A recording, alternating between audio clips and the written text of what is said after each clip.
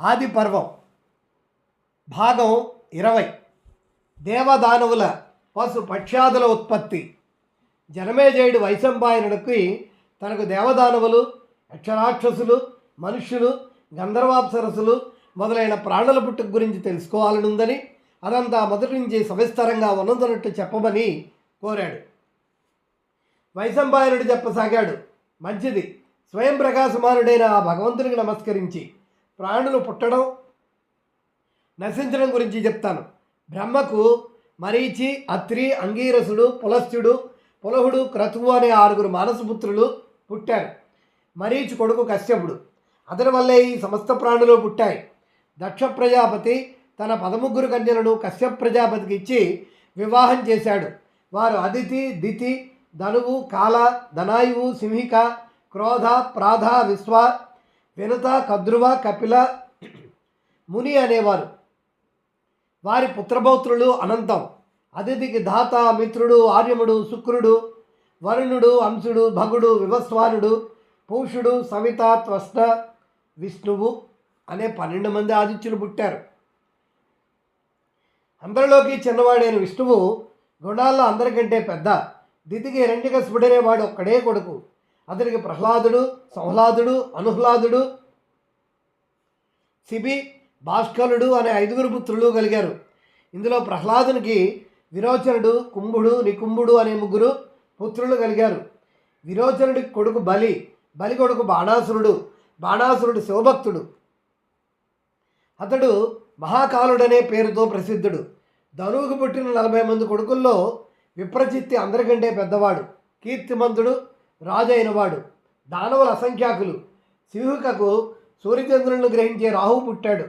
క్రూరకు సుచంద్రుడు, చంద్రహంత, చంద్ర ప్రమర్ధనుడు మొదలైన పుత్రపౌత్రులు కలిగారు. క్రోధవశనామక గణం కూడా ఉంది. ధనాయుకు విక్షరుడు, బలుడు, వీరుడు, వృత్రాసురుడు అనే 4 కొడుకులు పుట్టారు. కాలకు వినాశకుడు, క్రోధుడు, క్రోధహంత, క్రోధరత్రువు, కాలకేయుడు అనే ప్రసిద్ధులైన అసురులు పుట్టారు. భృగు మహర్షికి అసుర పురోహితుడైన శుక్రాచార్యుడు జన్మించాడు. అతనికి కలిగిన 4 కొడుకుల్లో త్వష్టాదురుడు, అత్రి ముఖ్యులు. వారు అసురుల చేత యజ్ఞయాగాదులు చేయిస్తూ ఉంటారు. ఈ సురాసుర వంశోత్పత్తి పురాణానుసారంగా చెప్పబడింది. వీరి పుత్రపౌత్రులను లెక్కించడం సాధ్యం కాదు. తార్క్ష్యుడు, అరిష్టనేమి, గరుడు, అరుణుడు, ఆరుణి, వారుణి వీరిని వినతాసుతులుగా పేర్కొంటారు. శేష, అనంత, వాసుకి, తక్షక, భుజంగమ, కూర్మ, కులికాత సర్పాలు కద్రువు సంతానము. భీమసేన, ఉగ్రసేన, సుపర్ణ, నారదాదులు 16 మంది దేవగంధర్వులు, మునిసుతులు. వీరంతా బలవంతులు, కీర్తిమంతులు, జితేంద్రియులు. ప్రాతకు అనవద్య, మనువంశ మొదలైన కూతుళ్ళు. సిద్ధుడు, పూర్ణుడు, బర్హి మొదలైన కొడుకులు పుట్టారు. ఈమెకే ఆలంబస, మిశ్రకేశి, విద్యుత్పర్ణ, తిలోత్తమ, అరుణ, రక్షిత, రంభ, మనోరమ, కేసిని, సుబాహు, సురత, సురజ, సుప్రియ మునగ అప్సరసులు. అతిబాహుడు, హాహా, హూహు, తుంబురుడు అనే 4 గంధర్వులు కూడా కలిగారు. కపిలకు గోవులు, బ్రాహ్మణులు, గంధర్వులు, అప్సరసులు జన్మించారు. అందరి ఉత్పత్తి గురించి చెప్పాను. వీరిలో సర్పాలు, సుపర్ణుడు, రుద్రమరుత్తులు, గోబ్రాహ్మణులు మొదలైన అందరూ ఉన్నారు. బ్రహ్మమానస పుత్రులు 6 కదా. 7వవాడు స్థాణుడు. స్థాణు నుండి పరమ తేజస్వంతులైన మృగవ్యాధ, సర్ప, నిర్వృతి, ఐజకబాధ, ఐర్భుజ్యు, పినాకి, దహన, ఈశ్వర, కపాలి, స్థాణు, భవ అనే 11 రుద్రులు జన్మించారు. అంగీరసునికి బృహస్పతి, ఉత్తజ్యుడు, సంవర్తుడు అనే 3 కొడుకులు ఉన్నారు. అత్రికి చాలామంది కొడుకులు ఉన్నారు. పులస్త్యుల వల్ల రాక్షసులు, వానరులు, కిన్నరులు, యక్షులు ఉత్పన్నులయ్యారు. పులహుని వలన శలభ, సింహ, కింపురుష, వ్యాఘ్ర, యక్ష, ఈహ, మృగ జాతులు చెందిన వారు పుట్టారు. వాలక్యుళ్ళు క్రతువు కొడుకులు. బ్రహ్మ దక్షిణాంగుష్టము నుండి దక్షుడు, వామాంగుష్టము నుండి దక్షపత్ని ఉద్భవించారు. దక్షునికి వలన 500 మంది కూతుళ్ళు కలిగారు. పుత్రులు నశించిపోవడం వల్ల దక్షుడు తన కుమార్తెలకు జన్మించిన మొదటి కొడుకులు తనకే చెందాలని నియమం పెట్టి వారి వివాహాలు చేపించాడు. తన కన్యల్లో 10 మంది ధర్మునకు, 27 చంద్రునకు, 13 మందిని కశ్యపునకు ఇచ్చి వివాహం చేశాడు. కీర్తి, లక్ష్మి, ధృతి, మేధ, పుష్టి, శ్రద్ధ, క్రియా, బుద్ధి, లజ్జ, మతి అనే 10 మందిని ధర్ముని భార్యలు. ఈ 10 గుణాల్లో ధర్మానికి ద్వారాలు కాబట్టి ధర్మపత్రులుగా చెప్తారు. 27 నక్షత్రాలే చంద్రుని భార్యలు. ఇవి కాలాన్ని సూచిస్తాయి. బ్రహ్మకి మనువు, అతనికి ప్రజాపతి జన్మించారు. ప్రజాపతికి ధుర, ధ్రువ, సోమ, అహ, అనిల, అనల, ప్రత్యూష, ప్రభాసులనే అష్టవసులు జన్మించారు. వారిలో దురధ్రువలు ధూమ్రకు మనస్వినికి సోముడు, రథకు అహుడు, శ్వసకు అనిలుడు, శాండిలికి అనలుడు, ప్రభాతకు ప్రత్యూష, ప్రభాసులు పుట్టారు. ధరునికి 2 కొడుకులు, ద్రవిణుడు, హుతహవ్యవహుడు. ధ్రువునికి కాలుడు, సోమునికి వర్చుడు. అతనికి శిశిర ప్రాణరములనే 3 కొడుకులు కలిగారు. ఆహునికి జ్యోతి, శమ, శాంత, మునులనే 4 కొడుకులు పుట్టారు. అనలుడికి కుమారుడు అనేవాడు పుట్టాడు. అతనికి కృత్తికలు తల్లులే పెంచారు కనుక అతన్ని కార్తికేయుడు అని అంటారు. అతనికి శాఖ, విశాఖ, నైగమేలనే 3 కొడుకులు ఉన్నారు. ఇక అనిలునికి శివ వలన మనోజవుడు, అజ్ఞాతగతి అనే 2 కొడుకులు కలిగారు. దేవల ఋషి ప్రత్యూషుని కొడుకు. అతనికి క్షమావంతుడు, మనీషి అనే 2 కొడుకులు. బ్రహ్మవాదిని, యోగిని అయిన బృహస్పతి చెల్లిన ప్రభాసునికి భార్య. ఆమె వల్ల ప్రభాసునికి దేవశిల్పి అయిన విశ్వకర్మ పుట్టాడు. అతను దేవతలకు ఆభరణాలు, విమానాలు నిర్మిస్తూ ఉంటాడు. మనుషులు కూడా ఇతని వృత్తిని అవలంబించి జీవనం సాగిస్తుంటారు. ధర్ముడు బ్రహ్మ యొక్క దక్షిణ స్థానం నుండి మనుష్య రూపంలో ప్రకటమయ్యాడు.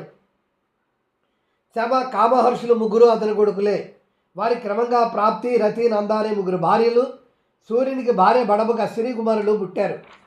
ఆదిత్యకి 12 మంది కొడుకులు కదా. ఈ రీతిగా 12 మంది ఆదిత్యులు, 8 మంది వసువులు, 11 మంది రుద్రులు, ప్రజాపతి, వషట్కార అనే 33 మంది ముఖ్య దేవతలు అయ్యారు. వీరి గణాలు కూడా ఉన్నాయి. రుద్రగణం, సాధ్యగణం, మరుద్గణం, వసుగణం, భార్గవగణం, విశ్వదేవగణం, గరుడు, అరుణుడు, బృహస్పతి. వీరిని ఆదిత్యులుగానే లెక్కిస్తారు. అశ్విని కుమారులు, ఓషధులు, పశువులు మొదలైన వారిని గుహ్యగణంలో లెక్కిస్తారు. ఈ దేవగణాలను కీర్తించడం వల్ల పాపం తొలగిపోతుంది. భృగు మహర్షి బ్రహ్మ హృదయం నుండి పుట్టాడు. భృగునికి శుక్రాచార్యుడే కాక చవనుడు అనే కొడుకు కూడా ఉన్నాడు. అతనికి తన తల్లిని రక్షించడానికి గర్భచ్యుతి చెందాడు. అతని భార్య అరుణి. ఈమె ఊరు నుండి ఔరుడు పుట్టాడు. ఔరునికి రుచికుడు, అతనికి జమదగ్ని పుట్టారు. జమదగ్నికి 4 కొడుకుల్లో చిన్నవాడైన పరశురాముడు అందరికంటే గొప్ప గుణవంతుడు. అతడు శాస్త్రంలోనూ శస్త్రంలోనూ కూడా దిట్ట.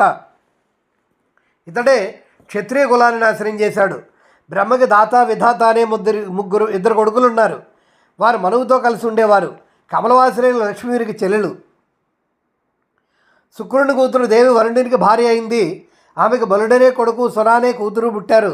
ప్రజలు అన్నలోభంతో ఒకరు మరి ఒకరు హక్కును తినేసే సమయంలో ఈ సుర వల్ల అధర్ముడు పుట్టాడు. ఇతను ప్రజలందరినీ నాశనం చేస్తూ ఉంటాడు. ఇతని భార్య నిరుతి. ఇతనుకి భయుడు, మహాభయుడు, మృత్యువు అనే 3 భయంకరమైన కొడుకులు ఉన్నారు. మృత్యువుకి భార్యాపుత్రులు లేరు.